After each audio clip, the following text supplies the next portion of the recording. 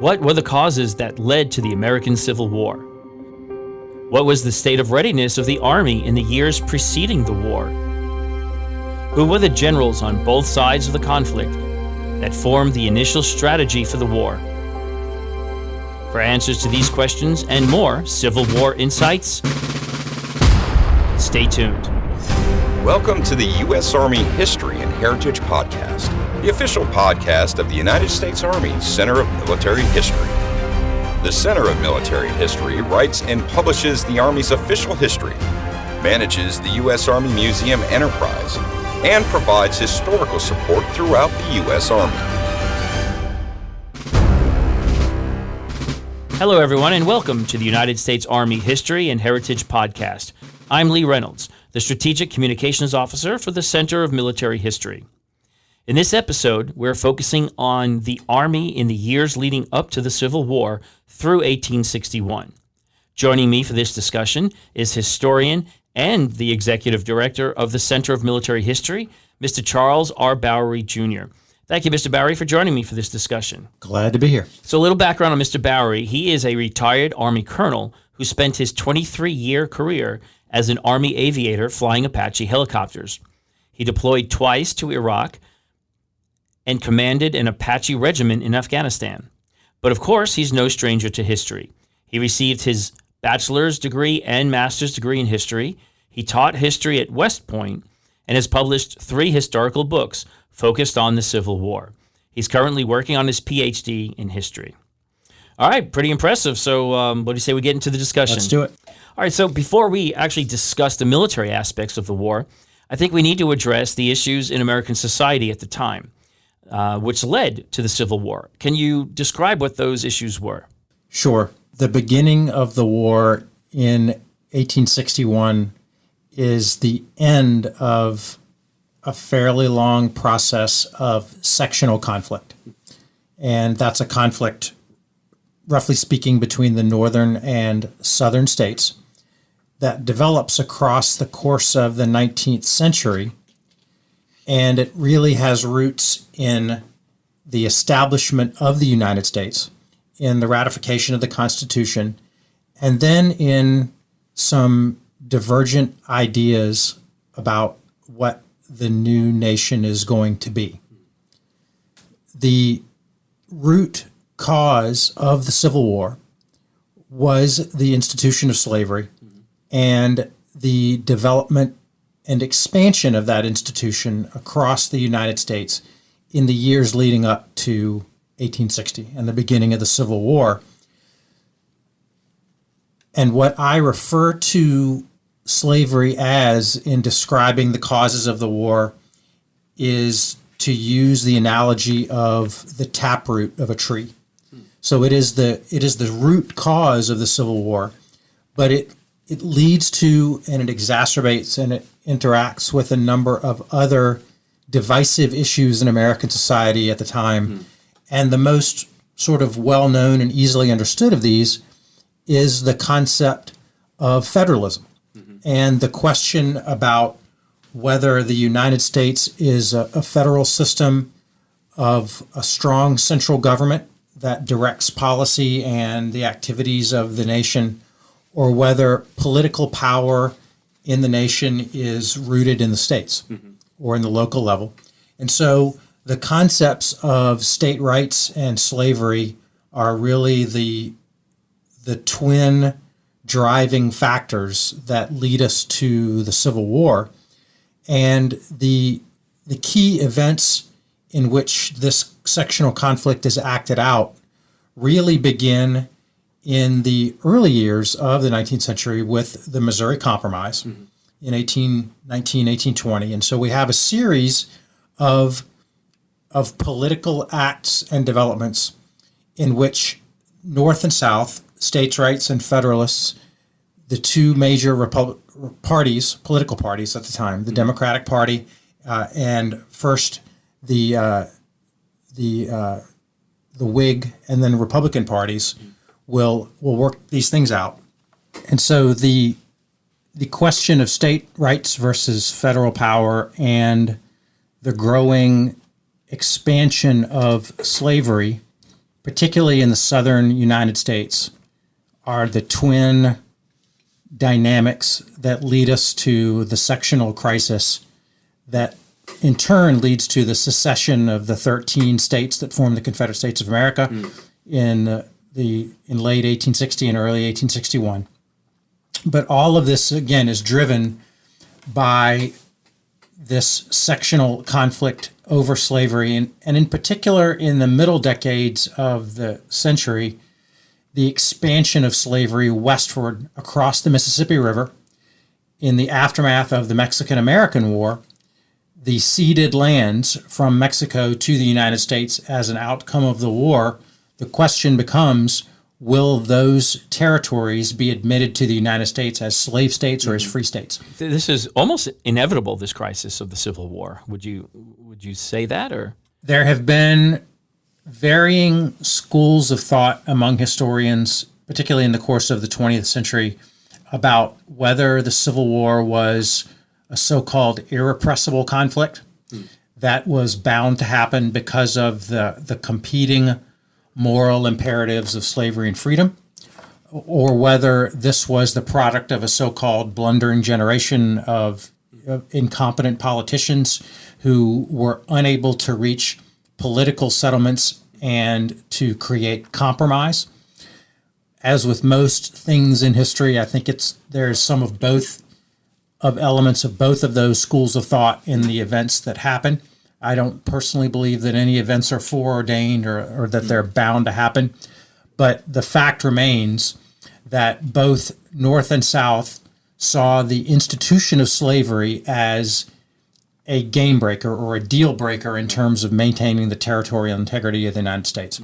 The Southern states believed that the institution of slavery was enshrined in the Constitution, and that this formed a core aspect of their culture and society, not least of which because of its economic impact, and it's important to the agricultural economies of the South.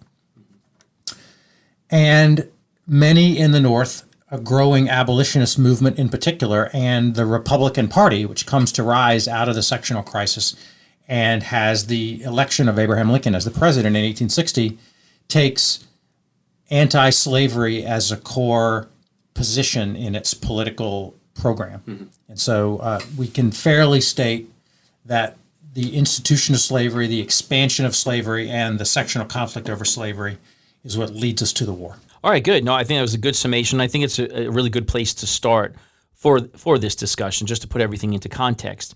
Now, I want to go back a little bit further, about 15 plus years before the Civil War begins. And because I think it can be argued that the Army leaders during the Civil War got their first tests in combat during the war with Mexico from 1846 to 48. So who were those leaders that fought side by side as junior officers and developed lasting friendships, only to be leading armies against each other some 15 years later? It's true that in a lot of respects, service in the Mexican-American War is a dress rehearsal or a preliminary event for many of the leaders who will lead the Union and Confederate armies in the Civil War. And so just about any famous Civil War personality you can think of on either side probably had a part to play in the Mexican-American War. And of course, in my book, Lee and Grant looks at the two prominent Union and Confederate leaders, both of who served in the armies in Mexico and had formative experiences. So most of in fact, really all of the men who will serve as generals, as high commanders in the Union and Confederate armies, served in the Mexican War as junior officers or as company grade officers. Right. And so they didn't have high leadership experiences, but many of them saw combat. Many of them had individual missions to play, which tended to create a post-war reputation for their competence or not. And as you said, a lot of them formed actual personal relationships with leaders to come on both sides through their service. And so there are friendships formed. And at the very least, the Army officer corps of the time, which is very small, is very intimate. And all of these officers in the coming of the Civil War will take their impressions of others, their understandings of their capabilities from what they learned during the Mexican War. And for a lot of these officers, to become an officer, I guess in that time period, most of these officers that we'll be talking about were West Point graduates. Were there other ways at the time that people were becoming officers? And what was the ratio of West Point to other officers? The American armies that fight in Mexico are about 50% regular Army units. And these are, again, officered primarily by West Point graduates, by military academy graduates. But then the other half of the Army are state-level militia units. And these units are officered by a variety of men, some of whom will have been military academy graduates who left the Army, and some of whom will be elected from local communities. These will be locally prominent men. An interesting example of that, this latter case, would be Jefferson Davis, of course, who goes on to be the president of the Confederate States of America. But Jefferson Davis is a West Point graduate who leaves the Army almost immediately after graduating. He doesn't really serve any time in the regular Army. And he is elected the leader of a unit of riflemen from Mississippi because he's from Mississippi. And the unit, when they're forming and electing their officers, are going to look around for men with military experience. And it's natural to look to a West Point graduate who's in your community to lead a unit. And so in a variety of forms, West Point graduates become a dominant feature of this Army. And then you talked about Lee and Grant, and we have your book here, and it's a fascinating book. It's a great book. I do recommend that for people to understand who these gentlemen were. But they were both in the war with Mexico. And did they know each other back then? They had very limited contact with one another. They knew who they were. Of course, again, as I said, this is a small Army. Grant spent much of the Mexican War as a unit-level quartermaster officer, so he was a supply and logistics officer for an infantry regiment, whereas Robert E. Lee functioned more as a scout and an aide and an engineering officer for a higher-level command, that of Winfield Scott, during the expedition from Veracruz inland to Mexico City. Robert E. Lee serves on the staff of Winfield Scott and does a variety of sort of reconnaissance and scouting tasks. So they did know each other. And then one of the other things that I find fascinating, linking both that war and then the Civil War, is who the commander was, Winfield Scott. So what happened with his career? So he was commander of the troops in the war with Mexico. And then when the Civil War starts, he's the commander again. But so what did he do in those interwar years? Winfield Scott, at the outbreak of the Civil War, is the commanding general of the U.S. Army. And he's a two-star general, a major general, but he is a long-serving officer. He was born in 1786. And so he is truly of the revolutionary generation. And by 1860, his campaigning days are over. He is extremely obese to the point where it's virtually impossible for him to mount a horse by himself without assistance. And so he's generally office-bound, and he is just a few months, really, from retirement from the Army, and he's only about 6 years from his death. He dies in 1866. But as I said, at the time of the outbreak of war, he's the commanding general, and so he's an immensely influential officer in the personal lives of many of the younger officers who will rise to leadership positions in the Civil War armies, because he served as their commanding officer at various points. Many of these officers will have made their way through the Army headquarters, where they'll have worked directly for Winfield Scott, and others are mentored by Winfield Scott throughout his career.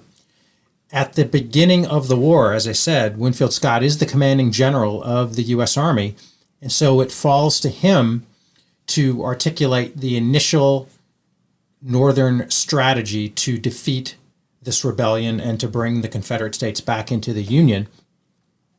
And Scott develops what is called in some circles a so-called Anaconda Plan, or a plan to use Northern military power, both land and naval forces, to constrict and to cut off lines of communication and commerce between the Confederate States of America and the outside world.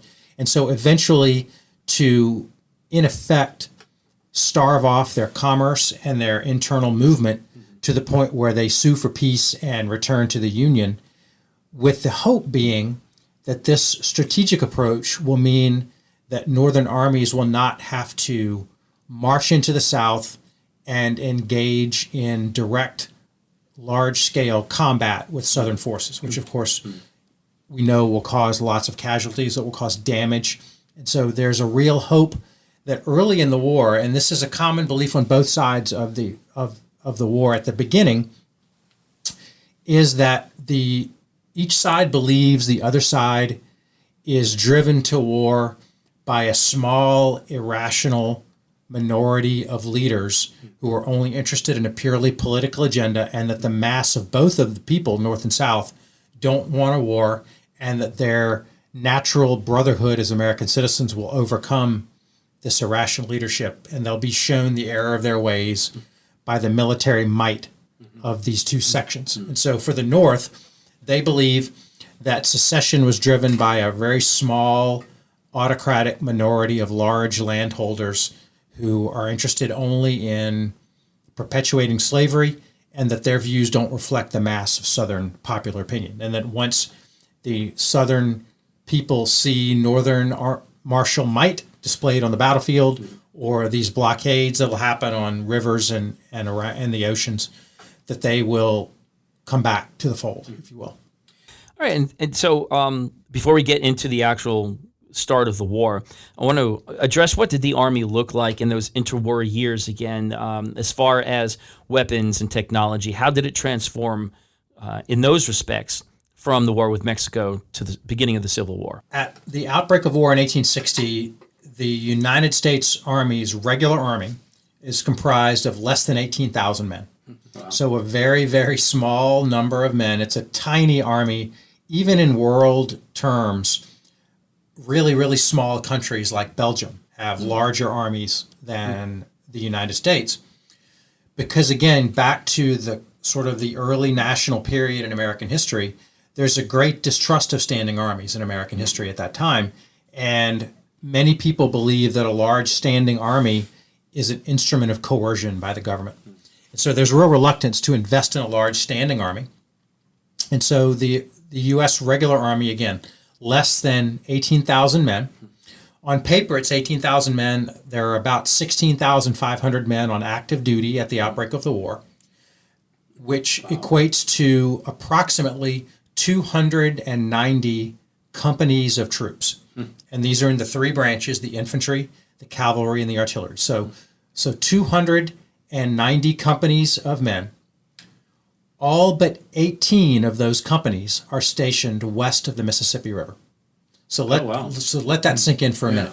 There are 18 companies of troops. So if one company has on paper about 100 men, so that's less than 2,000 soldiers in the entire United States Army east of the Mississippi River. Wow. So the mass of these men are stationed in the western United States, because the other development, of course, in American society in the 19th century is the opening of the West, which is begun by the process of removing Native Americans from their land onto reservations, and the westward expansion of white American citizens to create farms, urban areas, cities, and development west of the Mississippi in western lands. And so the U.S. Army's role in this westward expansion is to aid it and to protect American citizens from attacks, from raids by Native Americans, to secure lines of communication, stagecoach routes, major westward routes of migration, the Santa Fe Trail, the Oregon Trail, and railroads. Right. The Army is engaged in a large number of small installations and detachments of troops, infantry, cavalry, and artillery, that are dispersed across the frontier in small posts to protect the population and to contest lands with Native American tribes. Yeah, and our Army troops were all as far out as California and the Northwest, right? And so they're spread across the landscape in small units of 50 to 100 men or even less. They carry out long campaigns in the saddle of providing security for local areas, to responding to incidents, to carrying out exploration duty, to garrisoning the border with Mexico, to garrisoning coastal fortifications and posts across California. There is a growing conflict with England over the northern United States border in what is now the Pacific Northwest. So Army soldiers are engaged in all of these very small scale activities, to the point where one general who will go on to high leadership in the Confederate Army during the Civil War will state of his experience before the war that in the antebellum years, I knew everything there was to know about commanding a company of dragoons, and I forgot everything else. Oh, wow. Because my task was small unit leadership. And that is, even for those who will go on to be high commanding generals on both sides, their experiences in the pre-war era are largely of very small unit operations. And let's talk a little bit then about the weapons. What kind of weapons were they using? Did we have rifle bore yet? Things like that. The U.S. Army models itself in its uniforms, in its doctrine, in its tactics in the mid-19th century, primarily on the French Army, which is the world's foremost model for military force. And of course, this is the post-Napoleonic era. This is before the rise of the Prussian Empire and sort of German military dominance, which comes later in the century. And so all things French in terms of tactics, in terms of organizations, in terms of what we call doctrine today, and in terms of weaponry are really come from the French experience. The primary infantry small arms weapon of the period before the Civil War is a smoothbore musket. So it's a what is first initially a percussion fired musket. I'm sorry, a flintlock musket earlier in the 19th century, which gives way to a better percussion technology later on.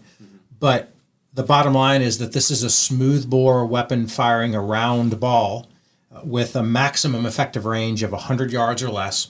It's notoriously inaccurate, but it's reasonably hardy, it's reliable, and it can be loaded and fired quickly by a soldier, relatively speaking. But it's a muzzle-loading weapon. A French soldier named Minet develops a munitions technology in the middle of the century that will come to have a significant impact on the Civil War, in that he develops a conical bullet that is fired from a rifled musket. And the trouble to this point with a rifled weapon was that the rifling of the grooves made it very difficult to ram that projectile down from the muzzle down into the breech of the weapon. And so they were very slow to fire, and that made them less useful for infantry combat, large scale. The mini ball, as it becomes to be called, is conical in shape, and the projectile is smaller than the circumference of the rifled barrel, but it has grooves in it, and it has a cutout at the bottom of the projectile, so that when the powder gases of the exploding powder that fire the bullet contact the back of the projectile, it expands. And the grooves in the around the projectile will catch in the grooves of the rifled barrel, spin it, make it accurate, and increase its velocity to a great deal. And so this technology, when it's applied to initially a smoothbore musket that is rifled, will turn these weapons into much more effective infantry weapons with a longer range. So the maximum effective range in some cases will go out to 200, 300, 400 yards. Wow. And it will increase the muzzle velocity of the weapon to a great degree and make it a more effective weapon for killing the enemy. Right. As we approach the Civil War, arms manufacturers, notably in America, the Springfield Arsenal in Massachusetts, and then in Great Britain, the Enfield Works, will start to manufacture weapons that start out their lives as rifles. And so they will manufacture what are called rifled muskets, where the firing mechanism is a paper cartridge that is a self-contained cartridge wrapped in paper with the projectile and an amount of powder to fire the projectile, which is loaded into the barrel. So you basically load the powder down into you rip off the top of the paper cartridge, you pour the powder into the muzzle, you tamp the bullet down on top of the powder, you place a small copper cap with fulminate of mercury inside of it on a nipple under the hammer of the weapon. You pull the trigger, the hammer contacts the percussion cap, which creates a spark that fires the powder and fires the bullet. This is a process that produces a more reliable shot from the weapon, and a trained soldier can get off multiple shots per minute with this weapon at a longer range. And so while one can overstate the impact of the rifle musket on the course of the Civil War, and a lot of commentators and writers have, what you can say at the very least is that the weapon expands the field of battle, and it changes the tactical calculus of combat in the Civil War. And how did it change? Because we're still, for the most part, I think, using the linear structure. So how did it change the tactical aspect of the war? It's interesting.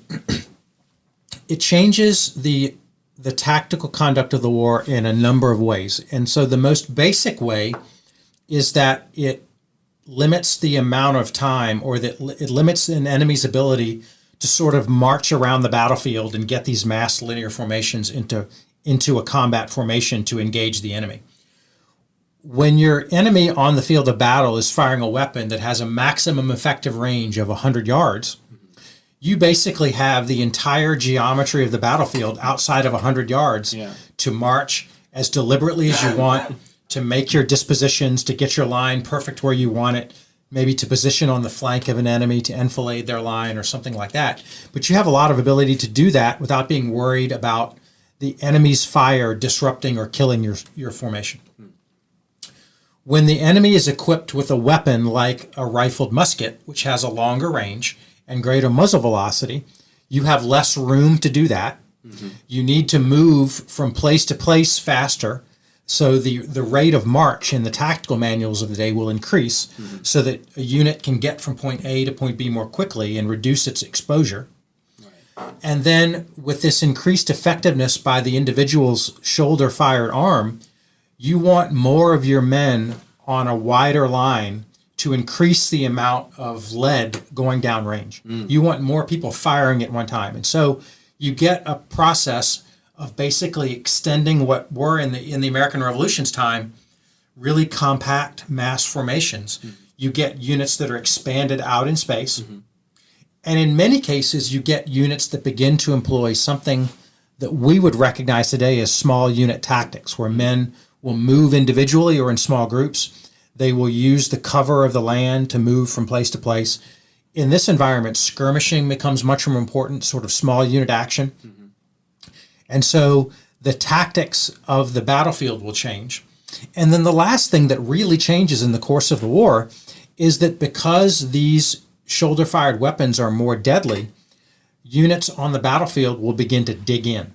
And they will begin to use materials around them on the battlefield to shield themselves from enemy fire. And so you get, for the first time in history, the widespread use of what we'd call field fortifications, where a unit will stop. They will dig trenches. They'll pile the dirt up in front of them. They'll use fence rails or trees or rocks, and they will employ field fortifications. And in many cases, they'll fight from behind these fortifications. And what about artillery? Were there any changes in artillery and technology, and then how we would use it? Artillery in the 19th century is primarily an anti-personnel weapon. So it gives you a larger projectile, the ability for more killing power up close and supportive infantry forces, but it is a direct fire weapon. We don't have in the 19th century what we would know today as indirect fire or long range over the horizon sort of fires. In the 19th century, you wheel your artillery around the battlefield, you try to mass it, and you try to use its effects directly on the enemy, either on his infantry forces, on his wagons and supplies, or on his opposing artillery, but it's done by direct fire. And so the technology for artillery remains relatively static during the Civil War, but it's mainly an anti-personnel weapon. What about rifled bores and artillery? Did that come in yet? It does. And so there are lots of different types of artillery employed during the war. Rifled artillery tends to be more difficult to employ. It's more expensive to produce, so there are less of them in the armies. And their projectiles, because of the metallurgical technology of the day, their projectiles tend to be smaller. Oh. And so they tend to have less of the effect that you want in the 19th century in artillery, which is really, you want masses of metal going downrange toward the enemy. And so the primary artillery weapons in tactical forces during the Civil War will be smoothbore artillery, because they are larger, they have a heavier weight of shot and projectile going downrange, and they're easier to use and maintain. And so that famous 12-pounder sort of Napoleon gun is the most famous sort of artillery piece in the Civil War for that reason, because it's the most ubiquitous. Final note on technology. So now we've got railroads, we've got the telegraph. How are they changing the way we fight? These technological advancements, coupled with the fact that the American Civil War is really the first war in world history that employs mass formations of non-professional soldiers, so civilian soldiers. So these technological and social developments together make the Civil War the first example of what we would call a modern war. And this is a common sort of historiographical debate about the Civil War. Is that the last of the old Napoleonic wars with its technologies, or is it the first of the new wars? Those who argue that the Civil War is the first of the new phase of warfare that will go into the 20th century point to these technological developments. Railroads allow for the large-scale movement of large troop formations for long distances across the landscape. They're employed primarily, again, in transportation, not what we would call battlefield movement of troops. So you don't really move troops around the battlefield by railroad, right. But what you can do is move them across vast expanses of distance to move them, for example, from one theater to another or from one operational area to another, just in a matter of hours or days, where those movements would take weeks or months on foot. Mm-hmm. Other technologies that are really employed.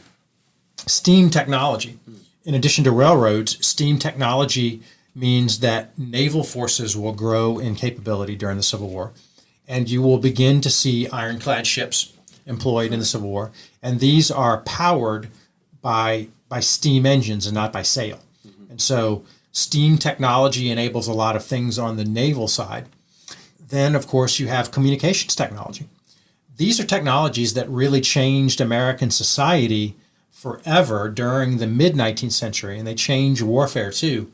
This technology of the telegraph enables, just like transportation and railroads, enables communications rapidly across very, very long distances, where before your only mode of communication was by a courier carrying a message over the landscape on a horse. And so the telegraph, again, and telegraph wires will correspond with railroads, and they will enable long-distance communications. As an example, on the third day of the Battle of Gettysburg in July 1863, the Union forces on the battlefield at Gettysburg are about 85 miles from the War Department here in Washington, D.C.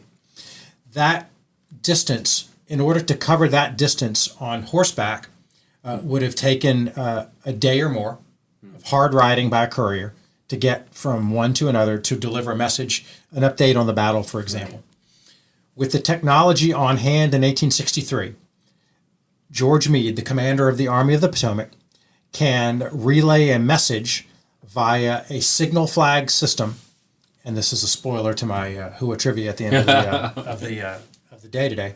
But he can relay a message from his headquarters at the Leicester farmhouse via signal flag technology about a mile over to Round Top, where a Union signal station operating with smoke and with signal flags can convey a message another 20 miles southeast to Westminster, Maryland, to the Army's railhead, where a telegraph operator can take that information, tap it out into a telegraph, And the president and the Secretary of War will receive an update on the Battle of Gettysburg literally within minutes of their developments. Almost real time. Almost in real time. Yeah. All right. Well, great. So a lot of technological advances that are going to definitely have an impact on the war. Now, as we're getting closer to the actual start of the Civil War, political tensions were growing. How is the Army being used to help keep the peace during some of this? And, the one that comes to mind is John Brown's raid in Harper's Ferry. There are a number of cases particularly in the 1850s, where Army soldiers will be front and center in the sectional conflict. And the use of the Army in quelling John Brown's raid at Harper's Ferry in 1859 is one good example.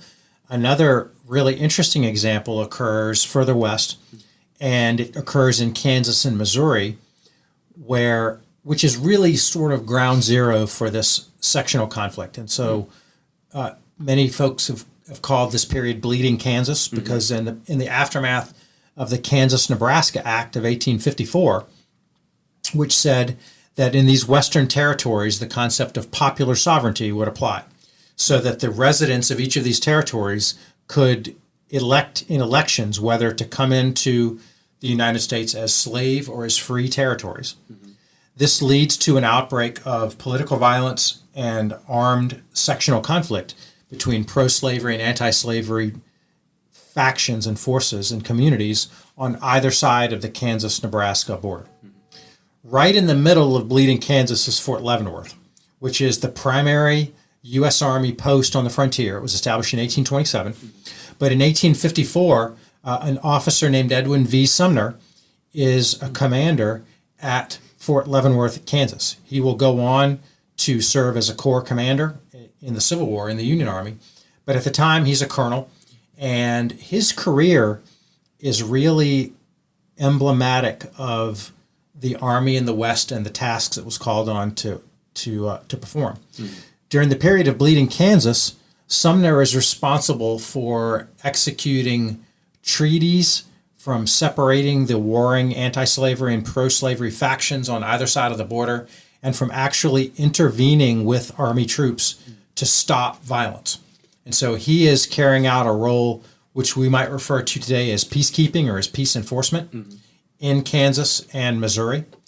During other parts of the 19th century, he's stationed in Arizona and New Mexico, and he's carrying out operations against the Apache, who are raiding in the southwestern United States, and who are contesting American expansion. And so, in addition to quelling things like the John Brown raid, Army units and Army soldiers are engaged in a lot of peacemaking and peacekeeping activities in the West. Yeah, and I think I've read the term constabulary, basically as a police force throughout the West, throughout American expansion. That's a good word to use, and it does pretty neatly sum up the Army's role in the West before the Civil War as a constabulary force. Now, in 1860, we have the election of Abraham Lincoln, and this was really a catalyst that pushed states into succession. Can you describe what happened between November of 1860 and then Lincoln's inauguration in March of 1861? And just to remind folks that our inaugurations at that time were in March, they were not in January. As you said, the election of Abraham Lincoln, called the Black Republican by the pro-slavery advocates of the South, is the event which kicks off the process of secession and Civil War. In the immediate aftermath of the election, the so-called Deep South states, so we're talking about Alabama, Mississippi, Louisiana, begin to hold conventions where they will discuss at state level drafting an ordinance of secession and leaving the Union. And so by December 1860, the Deep South states are leaving the Union. And this process continues with the formation over the winter of 1860-61, the formation in Montgomery, Alabama, of the Confederate States of America, and the naming of Jefferson Davis, the Mississippian, who had served as the Secretary of War under President Franklin Pierce, in addition to being a West Point graduate. as the President of the Confederate States of America. And the move by these Deep South states who've seceded to begin to capture and take over federal installations in the southern states. And so they begin to take over forts, arsenals, army posts in these southern states.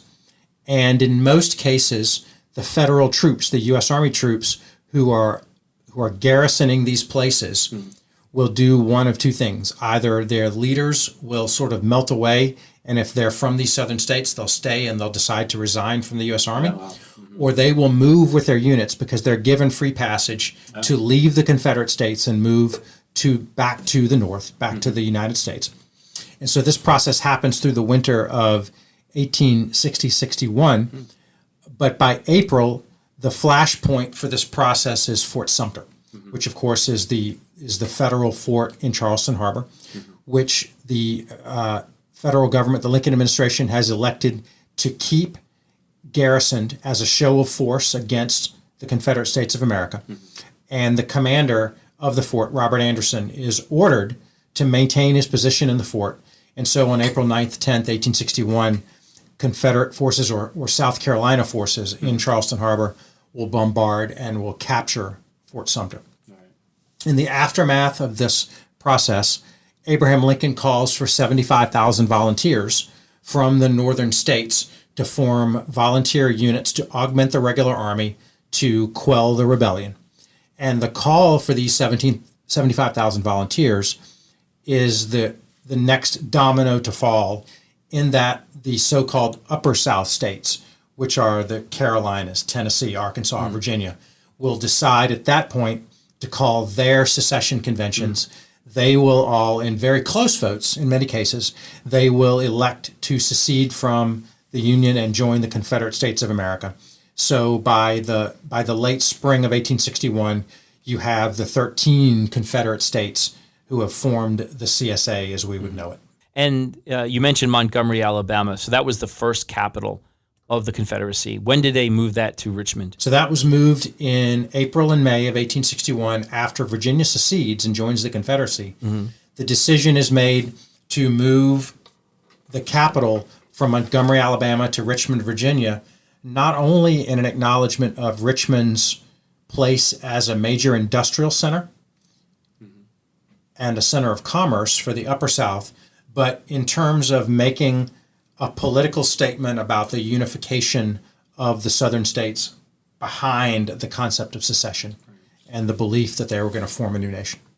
And how long did it take to raise these 75,000 troops? Just took a matter of weeks, and in fact, the initial calls for volunteers in the North were so enthusiastic that many volunteers were turned away. Thousands of men were turned away from this initial So call. they kept it at 75. But they recruited their 75,000. They formed some initial military forces in the capital. So you have a lot of units moving from the northern states into Washington, D.C. to form armies, first for the protection of the capital. And so, of course, in these early days, in May and June of 1861, the capital of the United States, Washington City, of course, is located just with a river separating it from the Confederate States of America, from Alexandria, Virginia, from Northern Virginia, from Arlington Heights. And so enemy territory is staring at you from across the river. And so the first priority is to defend the capital. And these units will arrive from the northern states. They'll begin to defend the capital. But in the course of May and June, the call really rises in the north to form an army, to move out of the fortifications of Washington, and to defeat the Confederate army that's forming again in Northern Virginia, and to try to restore the Union. Okay, and I think that gets to my next question: is what was Lincoln's goal? What was winning to him? Again, it's a matter of tremendous debate and discussion even today. The degree to which Lincoln's initial war aims were either the reunification of the nation, and so the quelling of the rebellion and the process of bringing those seceded states back into the Union, or whether the war was about the ending of slavery. And so Abraham Lincoln, as the president of a very diverse coalition of interests and states in the North has to tread a very fine political line at this stage because he has to balance an idea that he has in his mind that is clearly of abolitionist sentiment. And so Abraham Lincoln, in many public appearances and speeches, frequently states in the run-up to the war that the nation cannot exist with the institution of slavery as a perversion of the Constitution, as against everything that the nation stands for.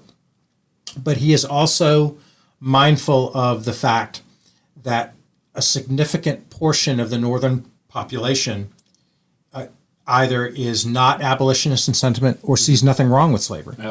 So he's got to tread that fine line, and he's got to keep the northern people united behind a common cause, which, at least for the first phase of the war, that common cause is unity and reunification and the cause of union. And so in most of his public statements and most of his messaging, if you will, on behalf of the U.S. government, the cause that motivates these men to enlist initially is to restore the Union. And then we talked earlier about the commander of the Union Army was Winfield Scott, and his plan, which has been nicknamed the Anaconda Plan. That was his initial strategy. But what about for the Confederates? Who was leading their army? I don't believe it was General Lee yet. And what was their strategy? Yeah, we tend to read our history of the Confederate States of America sort of backwards from Robert E. Lee because he's such a major personality. Right. But the initial formation of the Confederate States of America and the Confederate military force was a pretty chaotic process. And you can, and this stands to reason in that you're forming a brand new nation, you're forming a new government out of whole cloth, where previous institutions did not exist, and you're grappling with these ideas. One of which is what sort of military force is going to represent this new nation, and so the initial objectives and the wartime objective of the Confederate States of America is to remain in being. It is to protect its sovereignty, to demonstrate its sovereignty to the world, to the other community of nations around the United States, but also to the North, that they have formed a viable nation. And in this respect, it's interesting to go back and read about the initial stages of the war, because both sides, North and South, very consciously make references to the Revolutionary generation and the American Revolution, both for their motivations and for their conduct of their national business, if you will, in forming their national identity. But for the South, their very conscious national identity is establishing their territorial integrity and their sovereignty.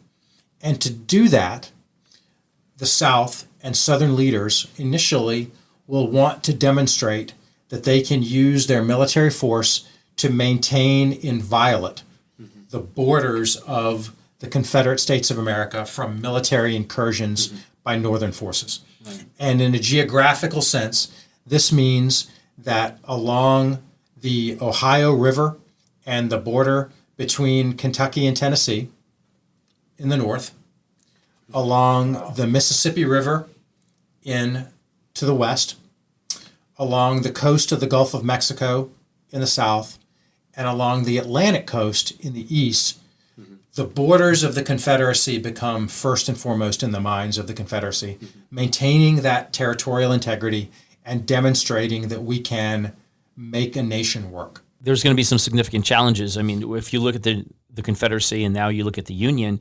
population-wise, I think the Union had more population. They had the industrial base, whereas the South was agrarian. So this put up some stiff challenges to the Confederacy to defend. Yes, but I will go back to that point I made about the American Revolution, because both sides, of course, understood the nation's recent history. And when you think about the American cause against the British Empire, the situations are quite analogous, aren't they?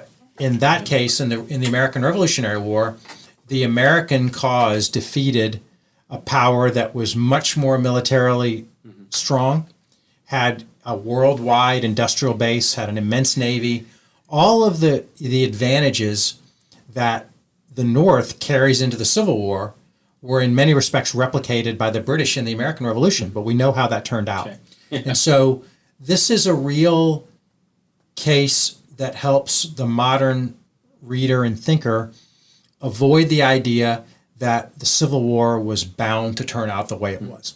And what we're talking about here is the issue of contingency in history, and nothing in this aspect, I believe, is foreordained. The South had advantages of its own that they were fighting. In many respects, they were fighting what I'd call a home game. So they're fighting to defend their own territory.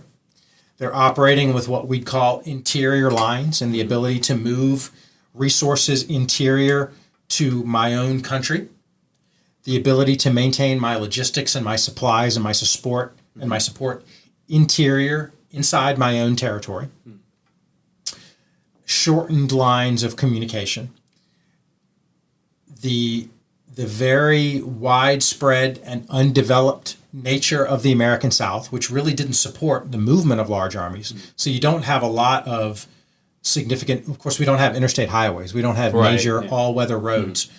Even the railroads that we have at the time in the Deep South are relatively undeveloped. And so there are a lot of technological and logistical barriers that will hamper the Union cause as well. So there's reason to believe on both sides that the war can be won.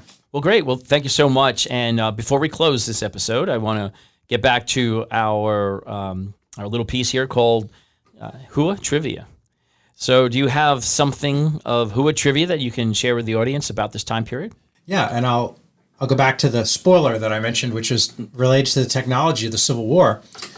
The so-called wigwag or signal flag technology that leads to the development of the U.S. Army's modern signal corps and the concept of long-range communications really is the brainchild of one junior officer named Albert Meyer. And he is an Army officer, goes on to serve as the chief of the Signal Corps in the Union armies during the Civil War. But before the war is working in New York, and he's developing communications methods for the deaf and the blind. He begins to use a technique of taps on a person's shoulder or hand to communicate information. And he translates this sort of tap system into a sort of code message system using flags, where you move flags in a given predetermined pattern to convey bits of information. And so he will develop a technique for turning this flag communications method into a system that links these messages to telegraphic communications, to Morse code. And so he links the two communications methods to really create long-distance military communications. Wow. And his first attempt to sell this technology to the federal government is during the Franklin Pierce administration, and it fails. But during the administration of James Buchanan, right before the war, he tries again and he succeeds. And so the War Department takes another look at his pitch, if you will, his sales pitch, and says, this is something we want to invest. And they add an appropriation in the War Department's budget of $2,000 to create the new Signal Corps, to commission officers into a Signal Corps, and to buy the equipment. And a number of the officers who serve on Meyer's Signal Department staff go on to fame during the Civil War. One in the Confederate armies named Edward Porter Alexander, who serves initially as a Confederate signal officer, but later as a staff officer in the Army of Northern Virginia. And so he writes a very famous memoir about the war as well. But Fort Myer here in the National Capital Region, of course, is named for Albert Meyer. Oh, fantastic. That's a great piece of trivia there. So thank you so much, Mr. Bowery, for your insights today about the early stages and the prelude to the Civil War. And if anyone wants to learn more about the Civil War or Army history in general, then I encourage you to explore our website at history.army.mil. And also, we have a whole pamphlet series called the U.S. Army Campaigns of the Civil War. Those are available from our website. Just go to our publications tab. They are available as free PDF downloads. And if you want to experience Army history every day, then visit our social media sites on Facebook, Twitter, and Instagram. And please join us every week on this podcast for more in-depth discussions about Army history as we cover topics from all eras of the U.S. Army history, examining battles, soldier experiences, equipment, weapons, and tactics. Thanks for joining us today on the United States Army History and Heritage Podcast. For the Center of Military History, I'm Lee Reynolds, and until next time, we're history. The views expressed in this podcast reflect those of the speakers and do not necessarily reflect the views, policies, or opinions of the U.S. Army or Department of Defense. For more information about the Army's proud history and heritage, go to history.army.mil.